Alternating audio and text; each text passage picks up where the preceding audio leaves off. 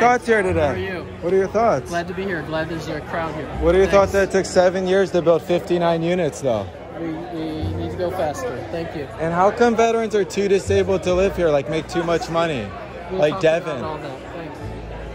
That's it? So in the process of gaining funding to build these buildings, that funding sometimes has strings attached.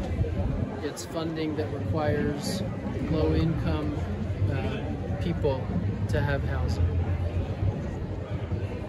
That often comes in some category of percentage of area median income. That is the calculation for what that income limit is for somebody to be able to move into these buildings. That can range from 30 to 60% of the area median income. Our veterans that are most disabled sometimes can exceed those 30 and 40 and 50 and even 60% income limits because of the disability compensation that they're getting for their service to the country. And that's incongruent with what the VA generally does in terms of having more services available for people with higher levels of disability. So what we're doing now in conjunction with Thomas Safran and Associates, the city, county, and state, is taking half of the units here, 30 out of the 59, and getting that 30% limit converted to 60%, which actually is a little higher right now than the 100% service-connected disability. So within a month or so, we expect that our veterans who are over 62 and have 100% service-connected disability should be able to qualify from an income standpoint if that's the only income that they have, and they'll be able to move in here. There is still another group of people that we're going to continue to work with who have a combination of service-connected disability and maybe Social Security benefits. They're over 62. They may still exceed that 60% amount. And we're going to be working nationally to try to do other means to either get service-connected disability income waived from that income calculation so that that then no longer becomes an issue. Or we also understand that in May, HUD will come out with new limits for the area median income, and if that results in a higher amount because of inflation, then some of those veterans who have the combination of service-connected disability and Social Security will fall back under that 60%. So there's a lot of work that's going on to try to correct that challenge. And that needs to be resolved with I think this is going to be the last question, and then the chief's got to move on. Okay, but that's something that's negotiated with the developer individually, like for the individual units, or something? So the developers have rules associated with those special considerations based on the funding they receive to build the buildings. The developers working with us after we identified this challenge to raise those limits in some cases so we can meet the needs of our veterans. Thank you so much. If the Thomas Safran lease is 99 years, what would happen after the 20-year contract with HUD-VASH expires? I don't know. The contract with Thomas Safran, the enhanced use lease, is for 99 years, but the HUD-VASH vouchers contract is 20 years. So my question is, after 20 years, what would occur? I don't know. Is there a plan for a mega mall or town center? There's part of the master plan, and you can refer to that. I know you're familiar with where to find that. Is a plan for a town center. There's no plan for a mega mall. All right, we're wrapping it up. Thank you. That would include retail, though, right? I'm not aware of any plans at the moment for any retail centers. Okay. Thank you. Thank you. You're one of the people on this. Yes. Yes. Thanks for coming today. No, absolutely. What are your thoughts? I wanted to get rid of the friggin' stairs, but the VA wouldn't let me. Really? Really, I wanted to enter the whole building at grade. Why did it take 7 years to build 59 units? Well, getting financing. Hello, Mr. Bond. Financing? This is our former council person. Yes, absolutely. How you doing? Senate. Hey, how you doing? Very nice to meet you. A veteran? No, I'm not a veteran. Oh. Not a veteran. I'm trying to make sure that the next. Right. I'm What I was wondering is how come veterans are having to use city taxpayer vouchers to live on a soldier's home that was deeded for them to live here for free. And I'm wondering why it took 7 years to build 59 units. And I'm wondering why veterans who are 100% disabled make too much money to live here. Good question. Ask the feds. Huh? Ask the feds. I mean, no, I'm being honest. No, I mean, that's my question. Yeah, but we've been trying to raise awareness, and like, it would be really appreciated for you to like learn more and hear more about this specific issue, because this is actually a travesty. It's one of the things I've been pushing for a while before I left office. I mean, I got the city to put money in, but the city never should have. Yeah, but the city, but. I mean, we're glad to do it, but... Is there a way I could contact you and potentially reach out? I'm an activist. I'm an... Yeah, my email is just mikeBonnet@gmail. All right. All one word. I appreciate you. What's your name? Senate Braverman. Bye.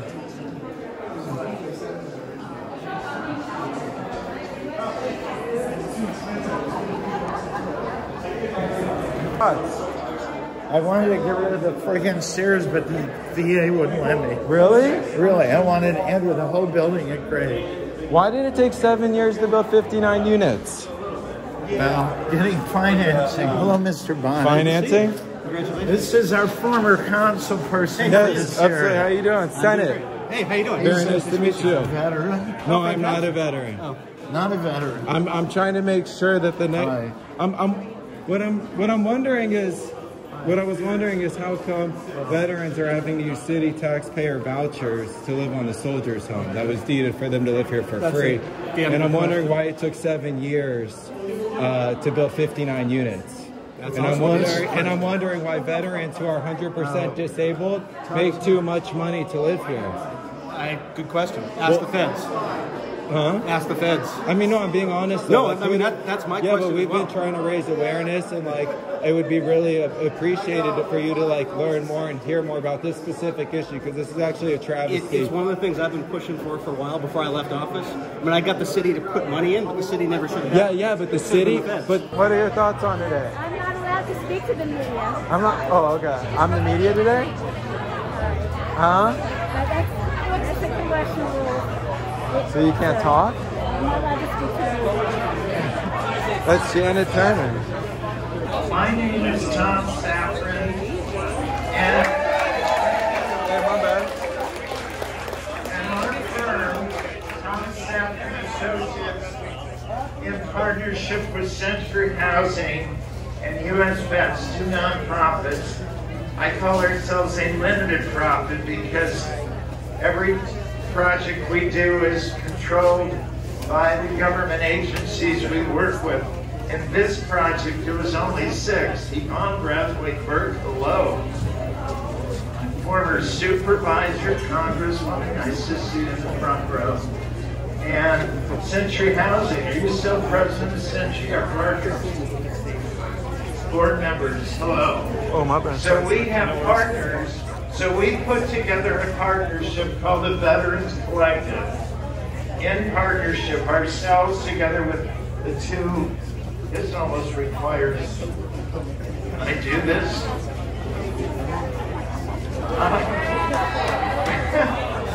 This requires an incredible cooperation. For those who don't know how this came about, this land was donated in the late 1800s to the VA, to the government, to be used for old soldiers' housing.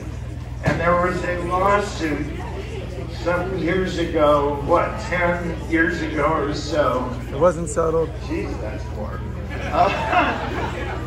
And then against the VA, because some of the land was used for other purposes, like a UCLA baseball stadium right near us, golf, dog park, Brentwood School, and a few others, Enterprise Rental Car, and a group of veterans, with the ACLUs, sued the VA, got a settlement that said all the land, certainly anything further, would have to be used for veterans. And as a result, yes, and as a result, the VA put out an RFP, which means a request for proposals, and selected our firm, Century Housing. Ron Griffith, where's your team? You're not speaking. Ron Griffith, right over there. He's a veteran himself, and he's the president of Century Housing, which was created by Judge Pragerson, and we have here today his son, who's a federal judge. Where is Dean Pragerson? Somewhere here, I saw him, federal judge. So his son, okay. There's so many wonderful people, and I'm gonna keep to the schedule because there's so many people to thank. And I can see Aaron. I want to thank Aaron Smolinski. Raise your hand.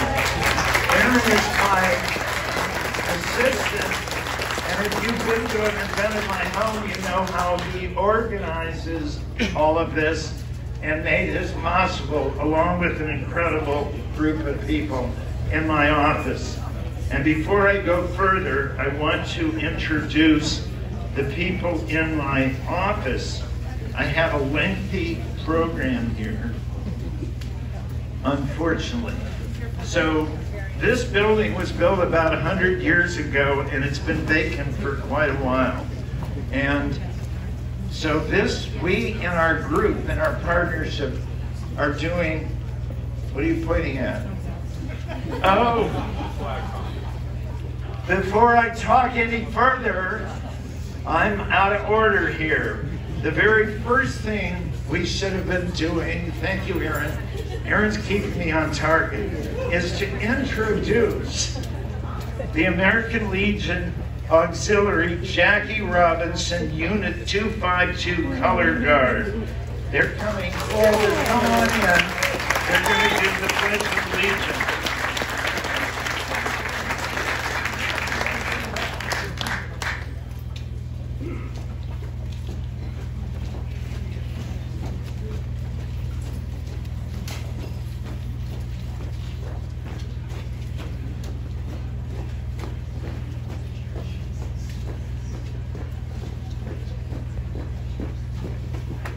Color guard. Halt. Left. Face. Freeze. Arm.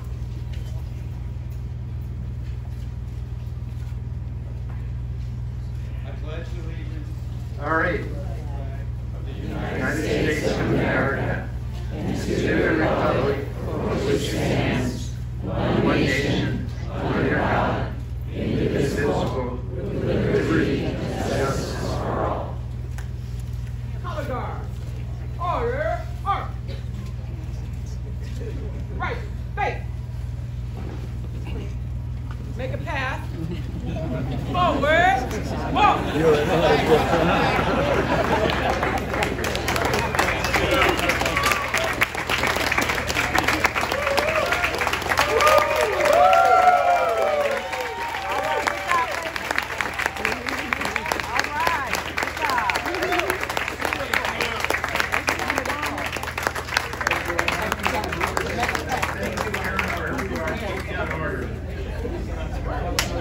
Please sit down.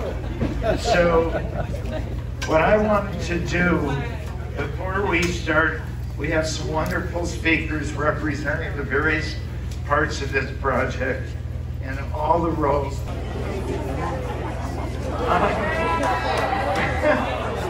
This requires an incredible cooperation.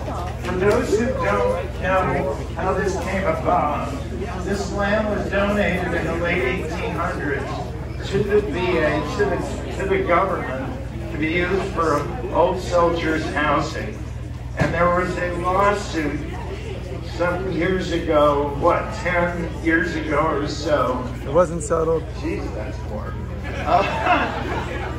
And then against the VA, because some of the land was used for other purposes, like a UCLA baseball stadium right near us, golf, dog park, Brentwood School, and a few others, Enterprise Rental Car, and a group of veterans in each with the ACLUs, sued the VA, got a settlement that said all the land, certainly anything further, would have to be used for veterans. And as a result, yes, and as a result, the VA put out an RFP, which means a request for proposals, and selected our firm, Century Housing. Ron Griffith, where's your team? You're not speaking. Ron Griffith, right over there. He's a veteran himself, and he's the president of Century Housing, which was created by Judge Pragerson, and we have here today his son, who's a federal judge. Where is Dean Pragerson? Somewhere here, I saw him, federal judge. So his son, okay. There's so many wonderful people, and I'm gonna keep to the schedule because there's so many people to thank. And I can see Aaron. I want to thank Aaron Smolinski. Raise your hand. Aaron is my assistant, and if you've been to an event in my home, you know how he organizes all of this and made this possible, along with an incredible group of people in my office. And before I go further, I want to introduce the people in my office. I have a lengthy program here, unfortunately. So this building was built about 100 years ago, and it's been vacant for quite a while. And so we in our group, in our partnership, are doing, what are you pointing at? Oh, before I talk any further, I'm out of order here. The very first thing we should have been doing, thank you, Aaron, Aaron's keeping me on target, is to introduce the American Legion Auxiliary Jackie Robinson Unit 252 Color Guard. They're coming forward, come on in. They're going to do the Pledge of Allegiance.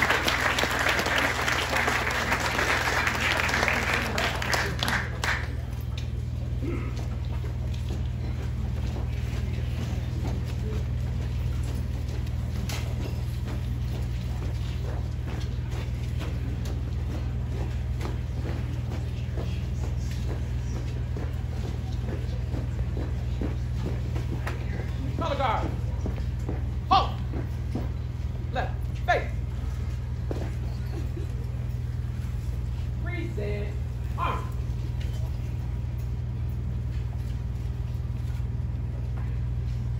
I pledge allegiance.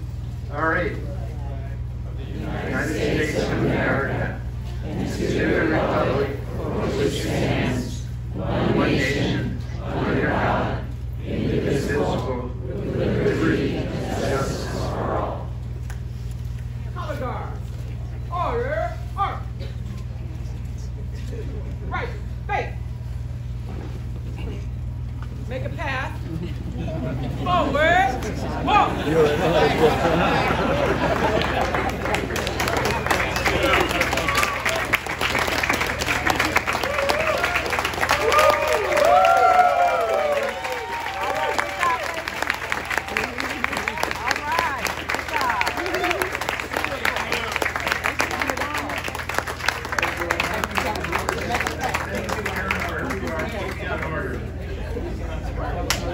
Please sit down. So, what I wanted to do before we start, we have some wonderful speakers representing the various parts of this project and all the roles. It takes an extraordinary community of people and government. This project has every level of government, as you will learn. The city of Los Angeles, the county of Los Angeles, state of California, the federal government, all involved in this project.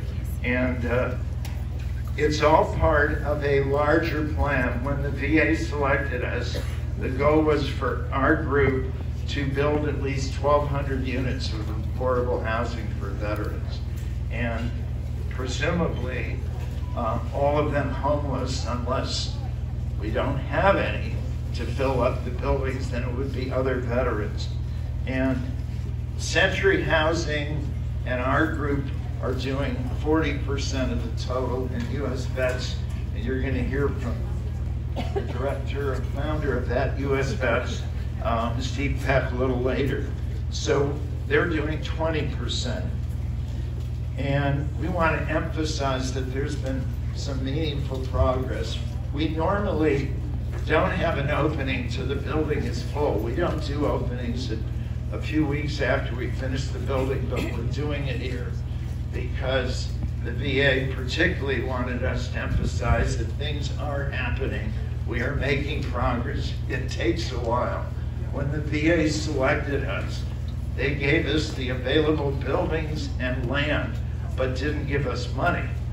So sometime in the future, we'd like Congress and the VA to help that, because what we then ended up doing is going through the process that any developer, nonprofit, for-profit, limited profit does in trying to create affordable housing.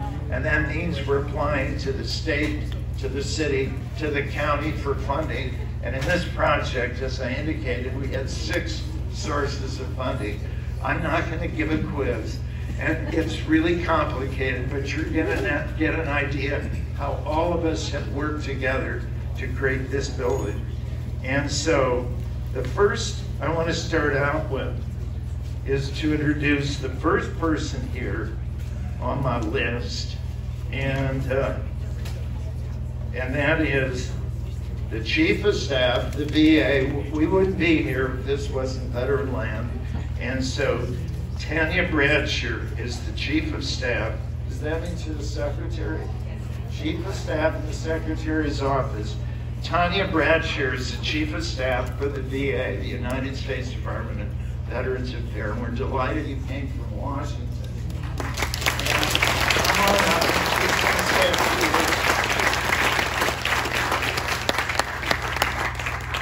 Thank you so much, Tom. It is wonderful to be here today. I've been coming out here, I've been at the VA since March 14th, which is my dad's birthday. I'm a 4th generation Army soldier. So this isn't just a job, this is actually a true job. So good morning, are we still morning? We're still technically morning. Thank you so much for the warm welcome. It is amazing to see everyone out here today. That color guard, hello. Yeah. Really amazing. Such an honor. Tom, thank you so much for the kind introduction and for your vision, creativity, and innovation in getting to this important, amazing moment today. It is just breathtaking. I hope everyone has been able to go inside and see how beautiful Building 207 is. It is spectacular. But before I begin, I also want to thank a couple of folks. Of course, I put my notes inside the bottom, so let me pull them out, that are here. Hot mess. So I also want to thank representatives from Congressman Brad Sherman's office, Congressman Ted Lieu's office, also from Congressman Tony Cardenas' office, and as well as from Representative Mike Levin's office. So thank you for all the staff that are out here today. We will definitely look at future ones of these when there's recess, so we can have our members out here as well. So I apologize for that. But I also want to recognize our California State Assemblyman, Jackie Irwin, as well as the member Tracy Clark.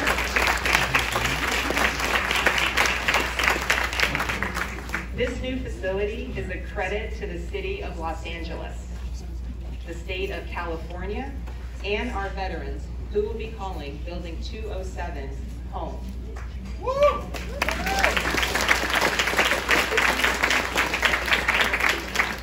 And although she couldn't be with us this morning, I also want to thank Mayor Karen Bass for her commitment to helping VA and veterans homelessness. As we continue our ongoing efforts to ensure that no veteran is homeless in America, other communities will be able to look at the work that has been done here in LA and hold it up as a model. Let me also acknowledge my colleagues, Mike Fisher, Vision 22, Network Director, Dr. Steve Braverman, fellow Army soldier, Medical Director, representatives from our VSO organizations. Hello, where you at? No VSOs are out here. None. Okay, I see a CAD. Do we have any Army? Hook? Air Force? Yeah. Navy? Oh, yeah! Marines? They're always like two, but they're the loudest. As well as our community partners. And last but not least, our veterans, their families, caregivers, and survivors. On behalf of Secretary McDonough, thank you all for being here today. President Biden often says that our most sacred obligation is to prepare and equip troops we send into harm's way, and to care for them when they return home. The second part of that sacred obligation is ours to fulfill at the VA. And it comes back to the promise our country makes whenever someone signs up to serve in the military. It's a promise that's as simple as it is fundamental. If you serve us, then we'll serve you. If you take care of us, we'll take care of you. If you fight for us, we'll fight for you. Our job at the VA is to keep that promise. Keeping that promise boils down to delivering the most access to the best outcomes for veterans, all veterans. And that's what opening Building 207 is all about. This facility is about that sacred obligation. And today, we're making good on that promise by providing permanent housing to 59 veterans who served this nation and who deserve better outcomes.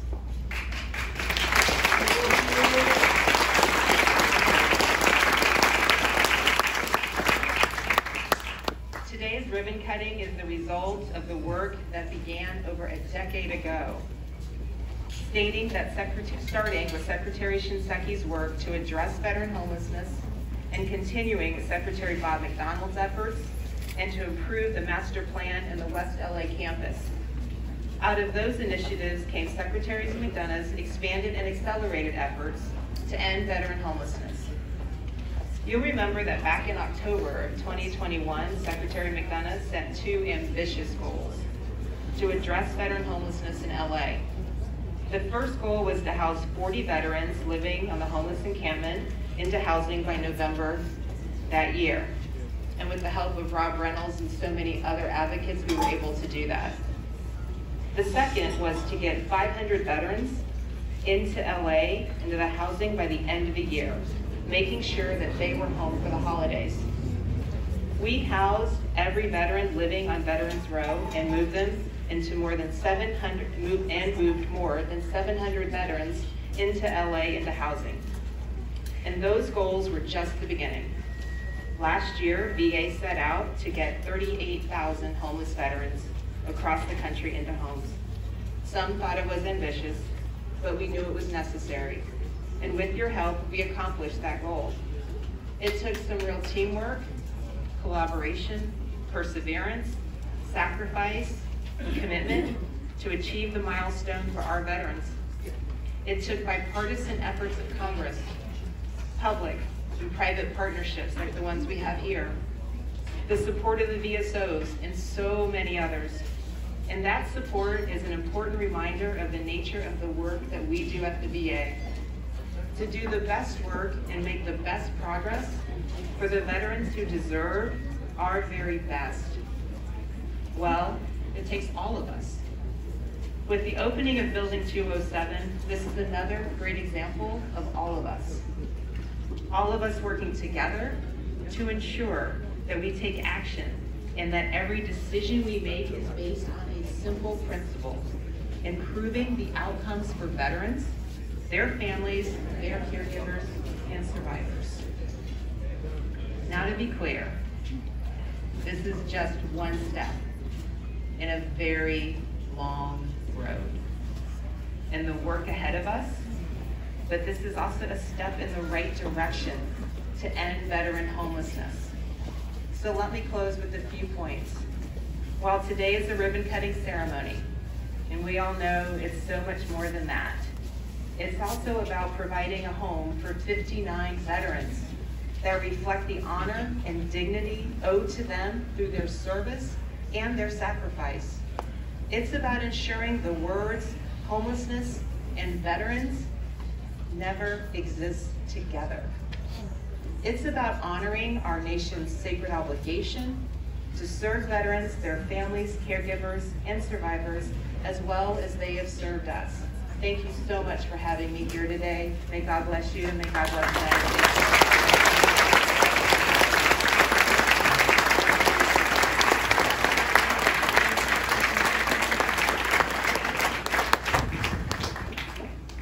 Thank you very much.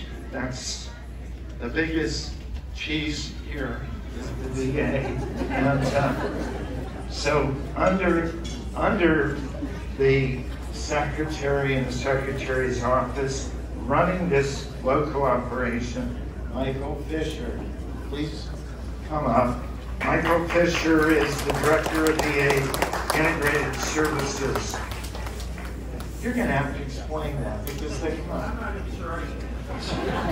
So no, because Steve Braverman, right, runs the campus here. So what I have here is the director of VA Veterans Integrated Services Network, VISN 22. So tell us what that is, your role here. Help us out.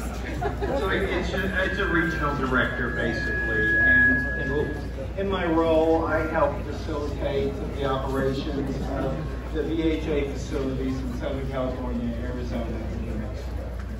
And in that job, which I've been doing about almost 5 years now, the campus here in West LA has been one of my huge priorities. And I had some remarks that were developed, but I'm not going to go to them because this is a personal story for me too.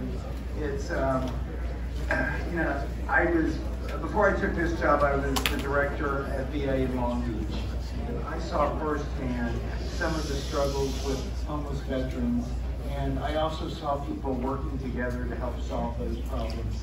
Two of those folks are here with us today, U.S. Vets and Century. They were part of the solution back in Long Beach, and they're part of our solution here for this building and into the future. And so just to continue to see that is, it's been a wonderful partnership, and I appreciate them very much. I also appreciate our VHA colleagues and our VA colleagues. Chief Bradshaw and the Secretary have been such wonderful stewards in these last 2 years. We didn't realize when we did the EULs, which Mr. Safran sort of talked about, how much infrastructure needed to be improved on the campus itself for these buildings to be occupied and for this community to thrive. And so the department, throughout all levels of VA, has helped us find the money to provide those resources to get this campus and the utilities in necessary shape. So I'm grateful for that too. I'm also grateful for the staff here at GLA. I want to particularly call out the many social workers in the CTRS program and the SERS program that work every single day, right?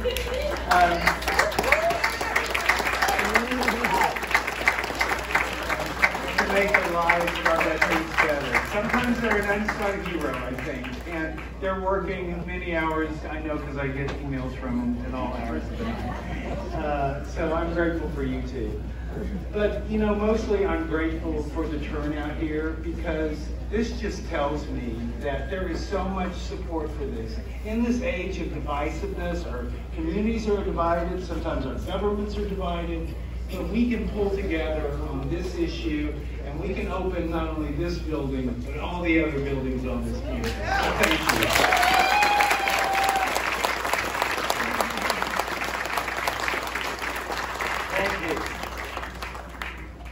Well, I've been given an order of speakers, and the next one, as I indicated, we got funding and support from every level of government.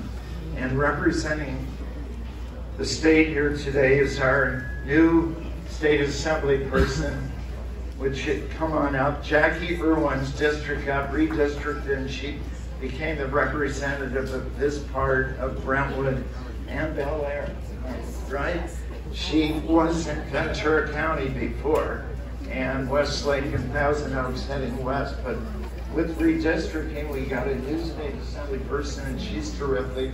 And thank you, Jackie, for being here today.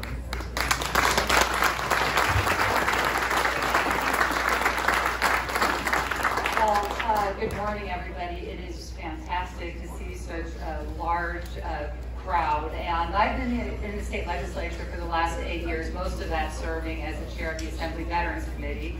And just as Tom mentioned, very excited to inherit this portion. Look forward to working with the folks on the west side. I still do represent Ventura County, so we have a long commute now, but this is a very exciting area. And I'm proud to support Building 207, the 60-unit community for formerly homeless veterans.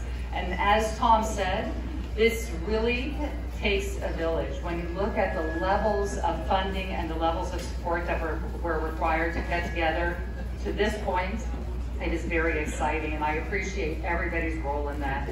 The West LA Veterans Campus has had a long and evolving history of serving our veteran community, and it is wonderful to know they recognize the growing needs of our veterans, especially our homeless veterans. The word homeless and veterans should not go together. These are individuals that have already served our country. Some have experienced past trauma, not only from war, but now from being homeless, which can be a different type of war. It's hard to imagine that some of these men and women who have devoted their lives to serving our community have had to endure homelessness during a pandemic, our extreme weather patterns, and they continue to face a future filled with so many challenges. And that's why it brings me so much joy to know that at least a few lives are being touched in such a positive way with this outstanding project. This project offers more than just bricks and mortar. This project offers hope and support to those who will make this their home. Housing and homelessness have dramatically changed our cities and counties. And I thank everybody here for bringing this project to fruition so we can start to address the tremendous needs of our vulnerable populations. We're also working at the state level. I have a bill right now to continue the VHHP funding. That'll go on the ballot, but that is certainly a funding source that will be needed to continue to address the housing needs of our homeless veterans. So we know that if we get it on the ballot, that everybody is supportive of veteran housing. So thank you again for being here. Thank you for the partners. Everybody wants to take care of our veterans, and rightfully so. And I know that every person living here is grateful for the lifetime opportunity they have to move into such a fantastic facility. Thank you.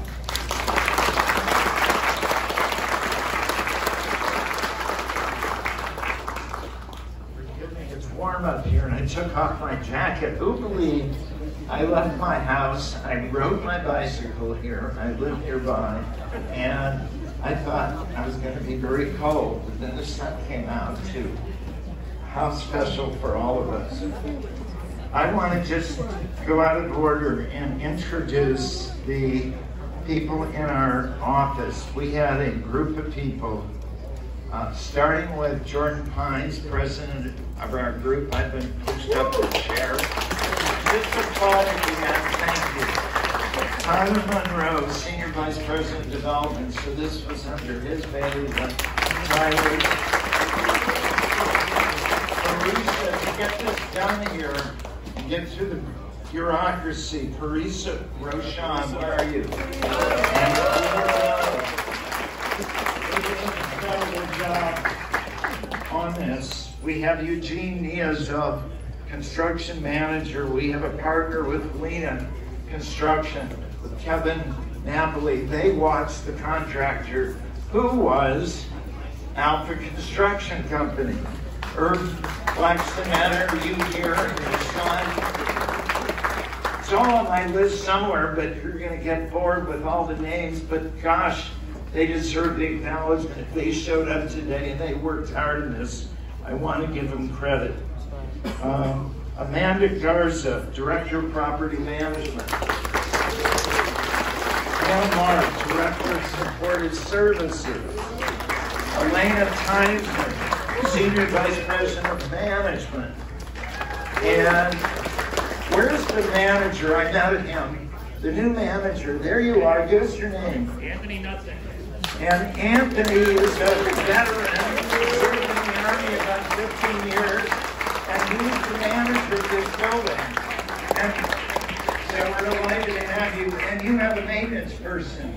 Who is that? Angel. Where's Angel? Is he here? Angel is running around doing maintenance.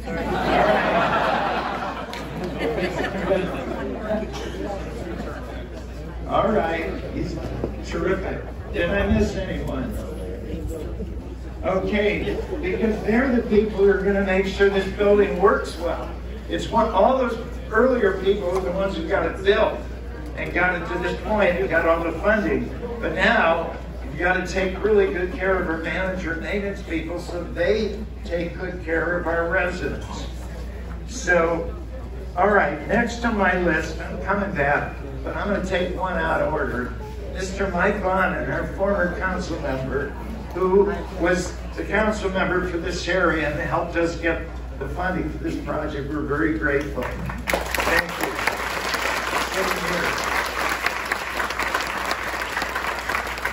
Okay, next on my list, this is the big local cheese. I got it wrong. Steve Braverman, Medical Center Director of VA Greater Los Angeles Healthcare System. Is that the right title? Come on up, please. It runs all the VA operations in LA. Thank you. Okay, let's see. Good afternoon, everybody. I think we can officially say that. I'm Dr. Steve Braverman, and it's a pleasure to be here with all of you. And I can tell there are some folks in the back that are enjoying the food as well. Really want to thank you for being here to share with us a day of progress. And for me, that's the key word, is progress, because there is still a lot to be done. You know, one of the challenges with being the fourth speaker is you don't want to say anything that everybody has already said before, and to save you some time, appreciate the words from Chief Bradsher, Mr. Fisher, Assemblywoman Irwin, and Thomas Safran. Thank you very much. I want to acknowledge that this has been a long time coming. I want to acknowledge that the original plan put forth in 2016 said that this would be done a few years ago. This is my post-retirement job. I was in the Army for 29 years before I joined the VA nearly 7 years ago. When I came here, we tried to dig in and see what some of the challenges were. And one of the things that we identified was the need to funding to build the infrastructure that would be required to support all of the housing units. The assumption that these were buildings that had water and power and gas before and could support all of these 1,200 plus units of new apartments was not going to work. And with the help of our VA leadership, we were able to get over $70 million over the last 2 years in order to start building that infrastructure. We have a commitment for 70 more this year and a total commitment moving forward of $380 million over the next 13 years to support this project.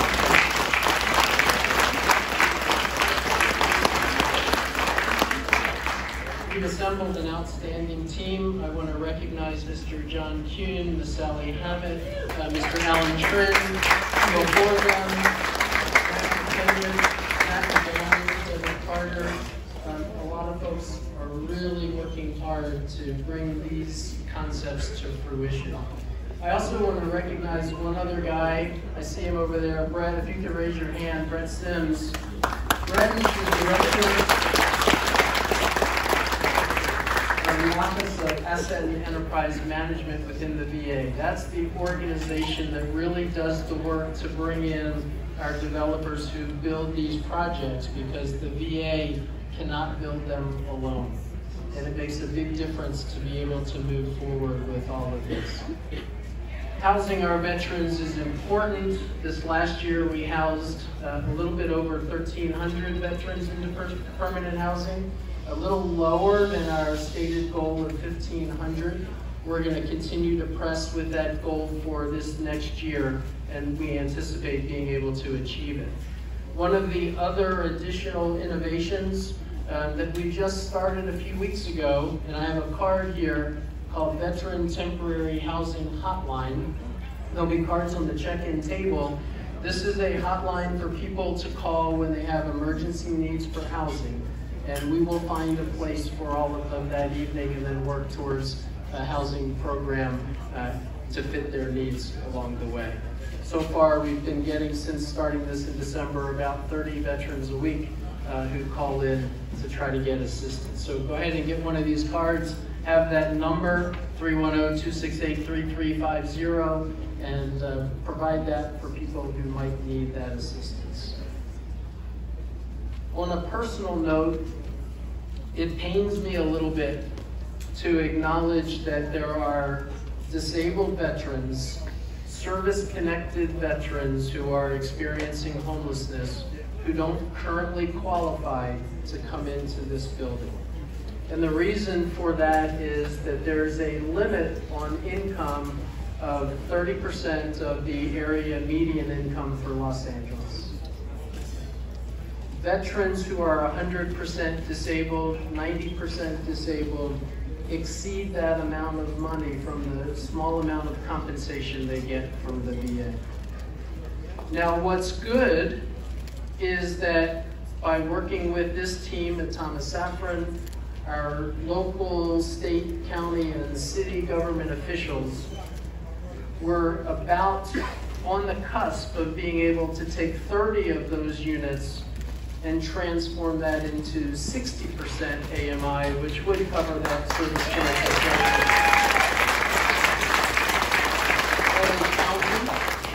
2 of the state committees have already approved. The last approval necessary is the City Council, and I understand that's before the City Council in the beginning of March. So our goal is that by March, we'll be able to take 30 of these units for veterans who are 62 and older and meet that 60% AMI cap, and they'll be able to come here too.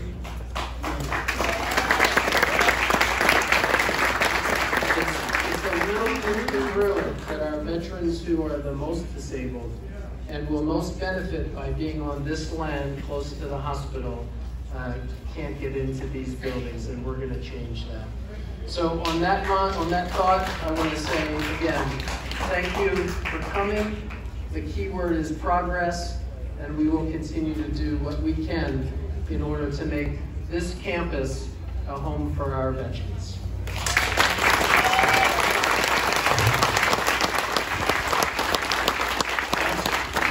Thank you very, very much. And that's what it takes. It takes a lot of creativity. We had somebody work for us for 3 years, 40 years ago, and he was asked, what did you learn working in our office? And he said, no means maybe, and maybe means yes. And that is what you've got to do, because you never get typically the yes. You've got to get through all the bureaucracy and all the rules to make it happen. Before I go on to the next person, I want to acknowledge we have here in the audience Representative of Diane Feinstein, a senator who was very helpful in this project, Peter Mueller, Deputy State Director, and Jeanette Christian, Field Rep. Thank you. Diane Feinstein's office.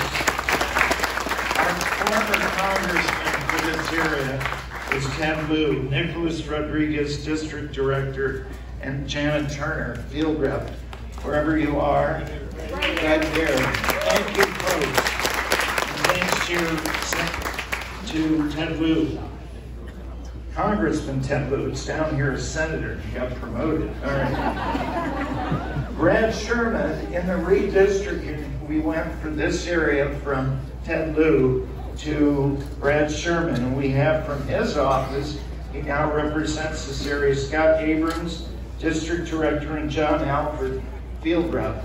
Are they here anywhere? Thank you. I see hands ready. Thank you, Brian. And we also have Anthony Rendon, who had been, his office had been Speaker of the State Assembly, George Wiley and Katie Calisos, consultant to his office, who helped us a lot. And none of the rest are here on the list, so I don't have to thank them. But what I'm gonna do is switch to our next speaker. Bear with me. The next speaker represents the city of LA. Back in December, she was elected as our new city representative. She represents all of LA, south of Mulholland, and west of the 405. It's about the only district that is really very well self-contained and doesn't have those little angles of gerrymandering, for those of you who know what that is, which is what most districts look like. So, Tracy Park, welcome, our new elected official, our new councilwoman, exactly on the west side. We're so delighted to have you.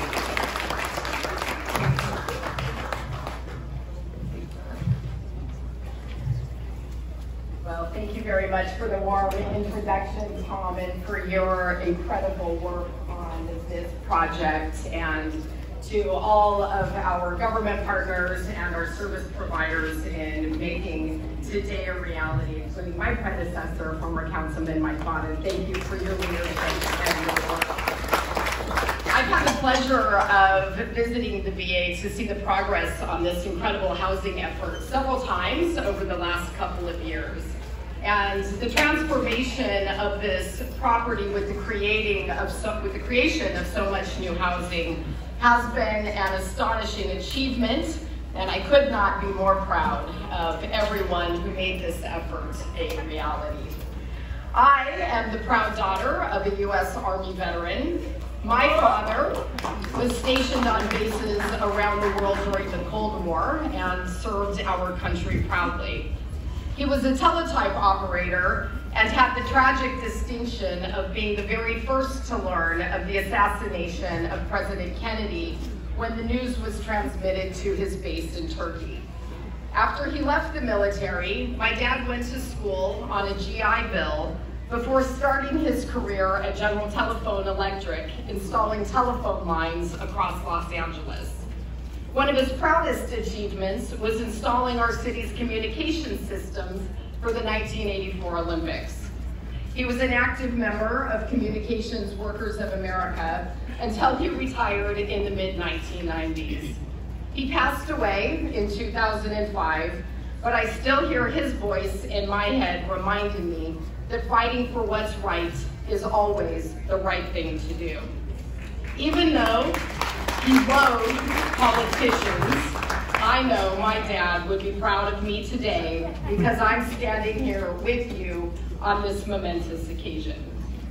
Every veteran has a story, every veteran has a family, and every veteran has needs while they are on active duty and often even long after they return home. But tragically, too many of their stories are never heard, and while their families make sacrifices during deployments and oftentimes for many years or decades afterwards, military families are not always adequately supported.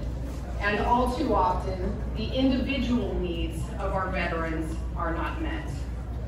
To echo some of my colleagues on the stage this morning, the words homelessness and veteran should never go next to each other in a sentence, and yet far too many languish on our streets.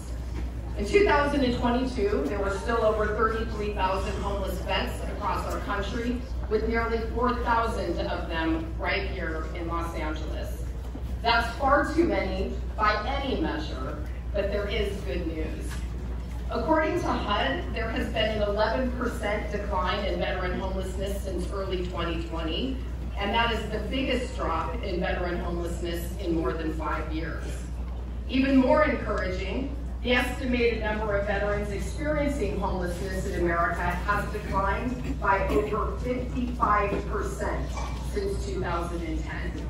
And during 2022, the VA permanently housed over 40,000 veterans, providing them with the safe, stable homes that they deserve. The numbers of veterans and their families facing housing insecurity or homelessness will only continue to drop through the sustained efforts to confront this problem head on. And the work that you all have done here today is the perfect example of what it takes to ensure that every veteran in need has a place to live and the supportive services that he or she needs. A stable home with services, healthcare, job training, legal and education assistance, and more is what every veteran deserves and what they have earned through their service to our country. In my role, I look forward to partnering with you to bring even more vets into safe settings and helping them get the care they need and helping to find pathways to recovery and stability. For those who remain unhoused, we must bring them the medical, mental, and behavioral health assistance that they so desperately need. My team and I will not rest until everyone living on our streets has been offered the opportunity to come inside, and we are laser focused on more permanent supportive units for vets as we continue to tackle this problem. So again today, I want to thank all of you for your tireless work and dedication, and to congratulate you on this momentous contribution to helping us solve one of the biggest humanitarian crises we are facing in our country. Thank you.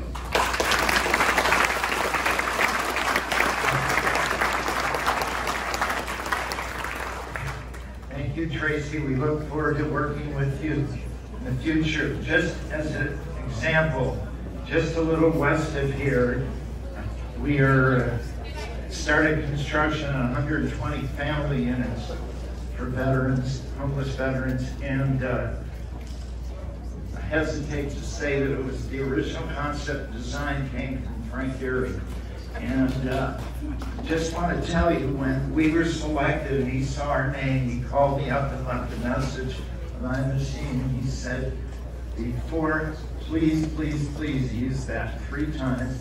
Before I die, I want to work on housing for veterans, and I won't charge you.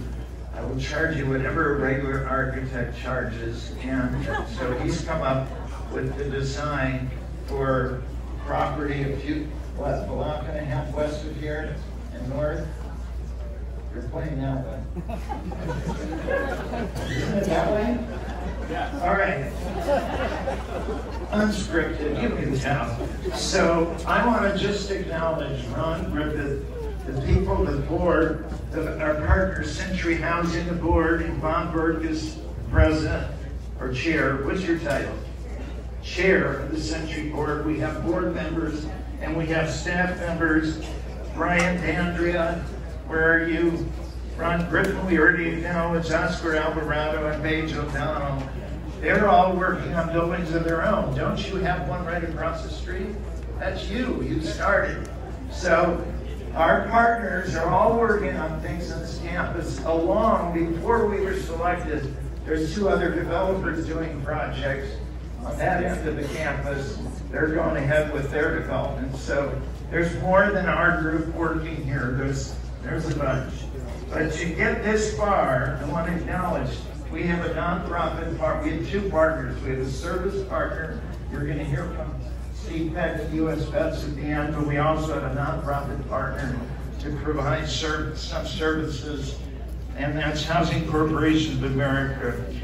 Carol Cromar, President, Lease Cabby, Vice President, Corey Honley. So thank you, folks. Now, it took somebody. We were given a raw building built 100 years ago, so we had a firm that was part of our application, KFA Architects. It used to stand for Killiford Fleming. Is Wade Killiford here, the original founder? Wade Dave Killifer, Lisa Bornstein, Monica Rodriguez, David Takahashi, and Chad Yusman. All of you did a great job in doing this project. We really appreciate it. But they got help from Angle Kirk, structural engineer, Tony Godsey, and Mohammed Hassan. Oh, how do we get cool air in here? That's wonderful. Very good. Got the paint.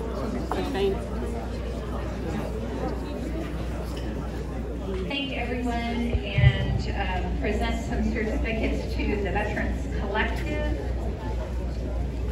the Century Housing, Thomas Safran Associates, and the Veterans Association of Greater Los Angeles. And to save time, I'll leave these right here for those great folks. Let's give them a great big round of applause.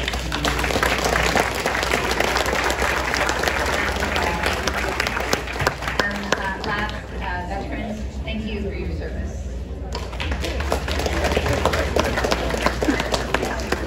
Our organization, and thank you for our little gifts here. We'll look at it. Okay, quickly. So remember I said we got funding from all levels of government. The next person we have up here is Emilio Salas, the director of the LA County Community Development Authority that provided us funding and assistance. On stage, okay. Thank you so much. Good afternoon, everyone. We're almost at the end, I promise. Almost at the end. I'm Emilio Salas, Executive Director of Los Angeles County Development Authority. This is an especially fun event for me as a fellow veteran. I couldn't miss this event, and while we're doing acknowledgments, as I came up here, I noticed someone sitting here that is very, very important to me that I admired. Little did she know it, but we celebrate the fact that we have an all-female board in the county of Los Angeles, right? We're finally going to get it right. Well, there was a trailblazer. There was a first female, first African-American supervisor, Yvonne Bradley. You may not remember me, but I remember you. Just want to say that it is a special day as a fellow veteran to provide really the funding and the vouchers and creating a housing ecosystem, because that's what we're building out here, an ecosystem that will bring peace and security to those that have provided it to us for many, many years. And we thank them for their service. People often ask, what was your MOS when you were in the military? Army, by the way. I know there's probably fellow Army. That's right, that's right. I was what was called then an interrogator, but you know, as time goes on, 40 years later, it's now called the Human Intelligence Collector. Leave it to the Army to come up with great names. Now, we provided nearly $5.7 million of funding in partnership with Los Angeles County Department of Mental Health through No Place Like Home to provide construction and permanent financing. And of equal importance, also provided the housing vouchers, 59 Veteran Affairs supported housing vouchers that will help subsidize the rents here and really going to make it possible for a formerly homeless veteran to say, I live in West LA. With the completion of this building, it marks the 9th project that we have with Thomas Safran Associates. We've had a long-standing relationship going on 13 years, nearly 700 units, and there are 3 more in the pipeline in both the pre-development and construction phase. So there's a lot of activity, and we really appreciate our partnership with Thomas Safran Associates. We at the LACDA made a commitment to the VA, meeting with Dr. Braverman and talking about what kind of commitment is needed here. We're going to pledge our vouchers here so long as new units are erected. We will be there to also match it with vouchers to make it affordable. I wanted to thank the staff that was involved with the LACDA on this project. Please hold your applause. I'm going to name a few of them because they were instrumental. Cindy Cobb, who was responsible for servicing the loan. Mohammed Marian, who oversaw the construction. We got Kato Cooks, labor compliance. Our executive team, Tracy Mann, chief of programs. Our rockstar Lynn Catano, our director of housing investment and finance. And our great partners at EMH. Dr. Sharon, I'm not sure if he showed up here today. Dr. Juan Renee here from EMH. I really want to thank our county family. And I really, really want to thank the political leaders for their support. And I heard Senator Feinstein's name. Anytime we meet with Senator Feinstein, the first thing she asks about is what is going on at how do we support the VA? So I really want to thank Senator Feinstein and Jeanette.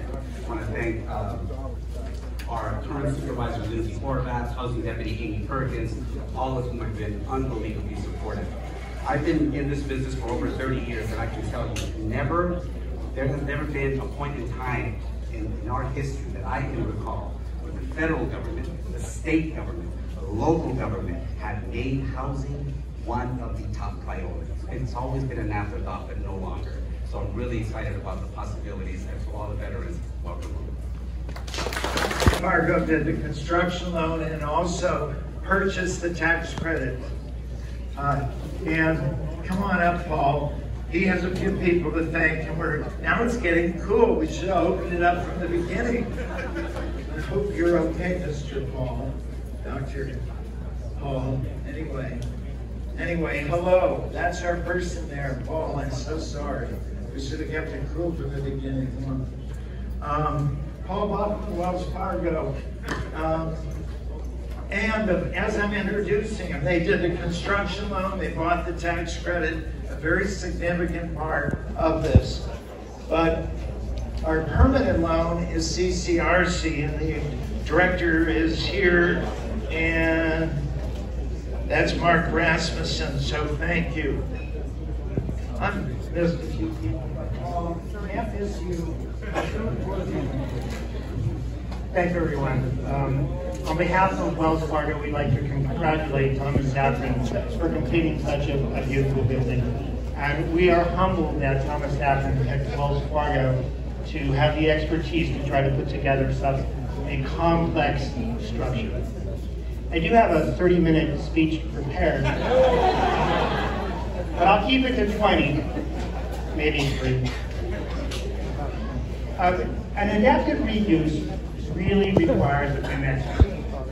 And I think Thomas Safran has that expertise. But I think a lot of people say, what is an expert? An expert is defined according to Malcolm Gladwell in his book Outliers. And you need 10,000 hours doing something in order to become an expert. So that's literally 5 years to be able to become an expert in doing something. We at Wells Fargo and Thomas Safran have been doing business together since 2011.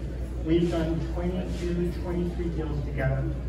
And I've seen his staff mature and become experts. I'll cut out the other 20 minutes. One of the important things that Thomas Safran said to me many years ago, I think it was the Veterans Village project. I said, you know, this is a nice project. He pulled me over to the side and he said, Paul, I will never build a project that I will not live in. And I think, Tom, you get that wrong. All the projects that I've seen, I would live in those projects. They're well located, they're well designed, they're nice. There's something to say, come to my house, come to my community room. So I think Thomas Safran, they are experts in this field. So thank you very much.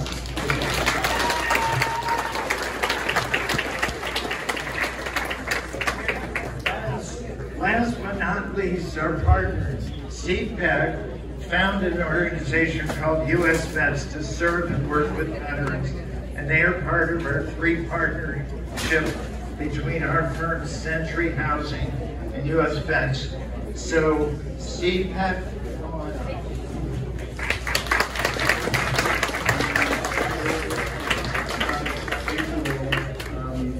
I'm here representing the Municipal Development Team, along with Todd Monroe and Brian D'Ambia. Where are you guys? We have been hacking the trail over the last 4.5 years on this project. And I'm so grateful that we are here. For me, this is full circle. I served in Vietnam with the Marine Corps, Dragon Marines now. And about 30 years ago, we started providing services for homeless veterans. I was an outreach worker here at West AVA. I worked out at Building 212, it's about 100 yards that way. There were very, very few resources to get veterans off the street, and we have come such a long way. When US Vets started, there were 24,000 homeless veterans in Los Angeles County. Today, there are fewer than 4,000. 85% reduction.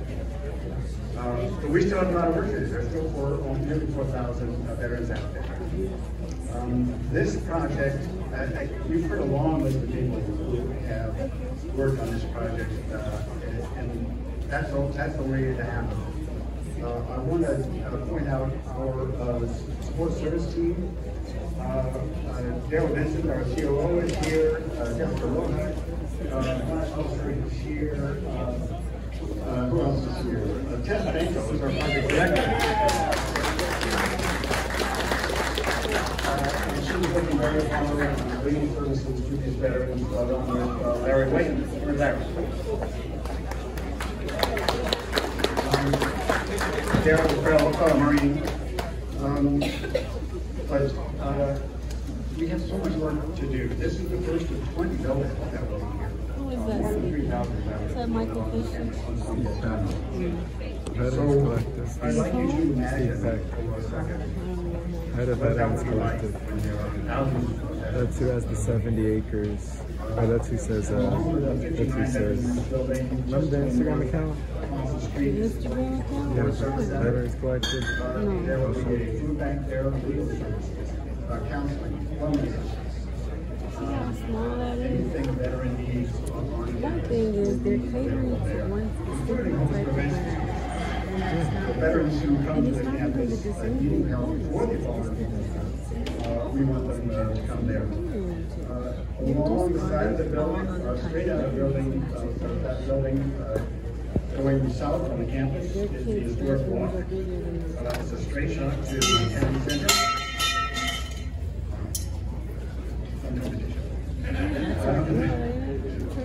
Straight shot to the town center. There's a town green down there. Tom said he would live in that building. Area surrounded by You can say anything. our studio is there to give small business for veteran service organizations. And anchoring that is the town hall. There will be veterans living upstairs, but downstairs there will be a restaurant, there will be a market. You hear this? There will be grand halls for Veterans Day celebrations, for job fairs, for lectures, for Super Bowl parties. For the outside of the campus, there will be a walking path. Go right now to Veterans Collective on Instagram. There will be a tram circling. Didn't That will take veterans down to the metro, and Ross? where they can access any part of LA, and following that down to hospitals, they can get appropriate services. So we are going to be building an extraordinary neighborhood here. Out of campus, it's going to be there. We're going through a naming project as we speak. So veterans will be saying, I live on the VA campus, they'll be living at whatever we decide to name it.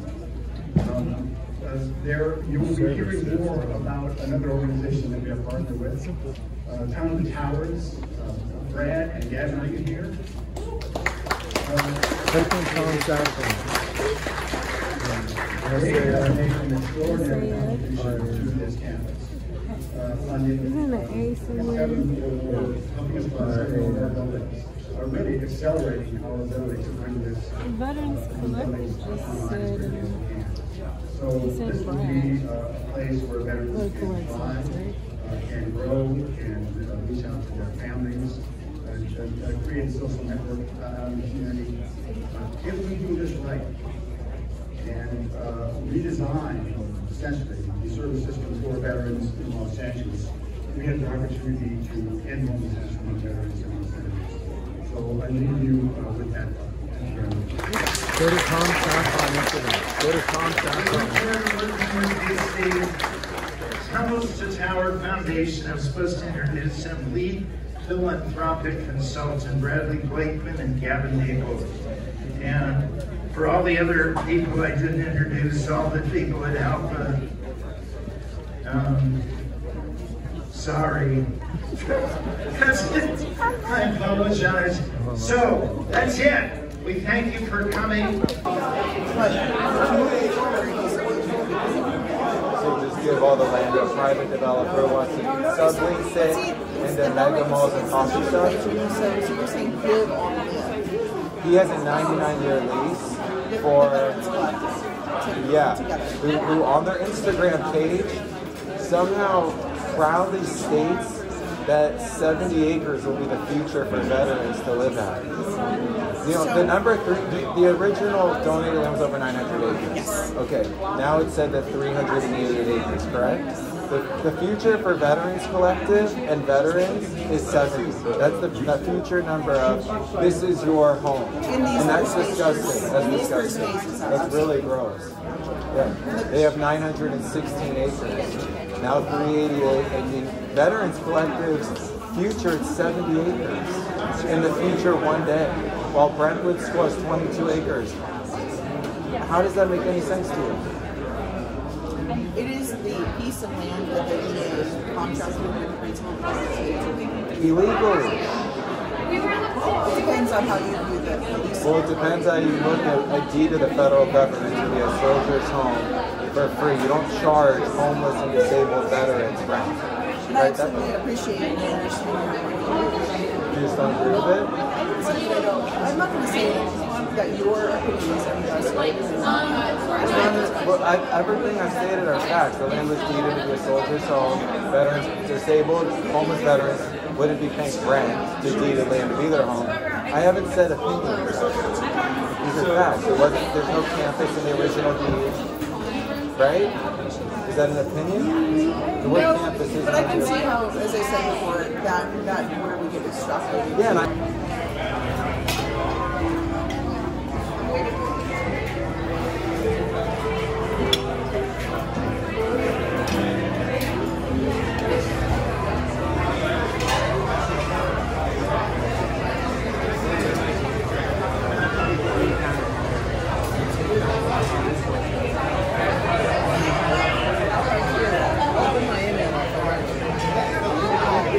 sorry about that.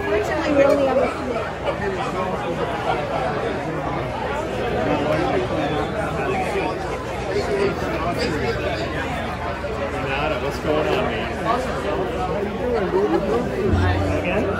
Yes, indeed. How you doing? What are your